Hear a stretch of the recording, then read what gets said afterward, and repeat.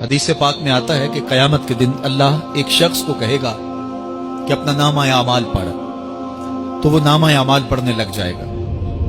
तो नामा आमाल के अंदर छोटे गुनाह भी होंगे, बड़े गुनाह भी होंगे। तो अल्लाह से हया करते हुए, शर्म करते हुए वो बड़े बड़े गुनाहों को छोड़ता जाएगा और छोटे छोटे गुनाहों को पढ़ता रहेगा। जब वो सारे गुनाह पढ़ चुकेगा और किताब खत्म होगी तो अल्लाह ताला उससे फरमाएगा, मेरे बंदे, तूने ये जितने गुनाह पढ़े हैं मैंने सबको बदल के नेकियों में तब्दील कर दिया। तो बंदा कहेगा, अल्लाह अभी तो मेरे बड़े बड़े गुनाह रहते हैं जो मैंने पढ़े ही नहीं। फदाहिक नबी हत्ता बदत अनियाबहू, हुजूर जब ये बयान फरमा रहे थे तो हुजूर इतना मुस्कराए कि सहाबा ने हुजूर की दाढ़ें देख ली।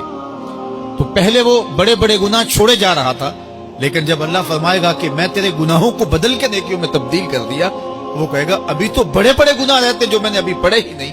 तो जब कोई बंदा उसके हुजूर तौबा करता है, अल्लाह ये नहीं देखता इसने गुनाह कितने किए हैं, ये देखता है बंदा आया मेरी चौखट पे है, तो अल्लाह उसके पिछले सारे गुनाह माफ